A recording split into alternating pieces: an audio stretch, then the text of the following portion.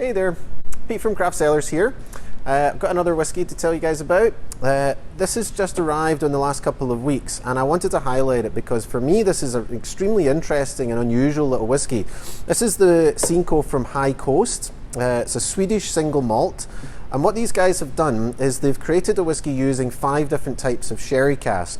So just to list the sherry that they're using Fino, they're using Amontillado, they're using Oloroso, Pedro Jimenez, and a very rare type of sherry called Palo Cortado. So combining all of these together at different proportions, I think it was 11 casks they used overall. They've created something which for me is very complex and very kind of set apart from what you would usually expect to find in a single malt. So let's see what it actually is like. So this is bottled at 50.5%. So it's not enormous on the alcohol, but it does have a bit of intensity. So there's a lot going on here. There's a whole array actually of things that you wouldn't usually find together, I would say. So you're getting a lot of dried fruit, you're getting chocolate. There's something else in there, it's almost like a strawberry bubblegum kind of note, something like that.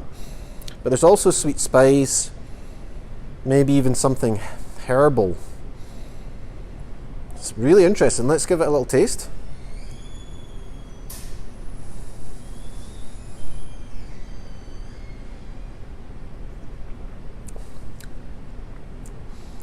You could have a lot of fun with this whiskey.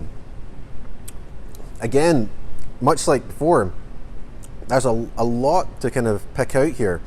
So the fruit character is definitely there, but it's not just one type of fruit. You're getting tropical fruit, you're getting kind of orchard fruit, and then there's kind of dry fruit in there too.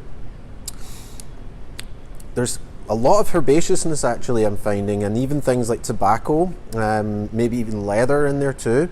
So it's kind of like drinking a whole bunch of different sherry cask whiskies all together. That's really, really neat. On the finish, I would say that it kind of fades off to like this little, almost like an after party of like the herbs and like the kind of sharper spices. There is a little bit of a lingering sweetness, but it's got a really lovely length without being intense. So that's really, really neat. I like that. Yeah, if you've checked out any of the previous High Coast stuff and you liked it, I would definitely suggest you guys get your hands on a bottle of this. That's really, really cool stuff. Cheers.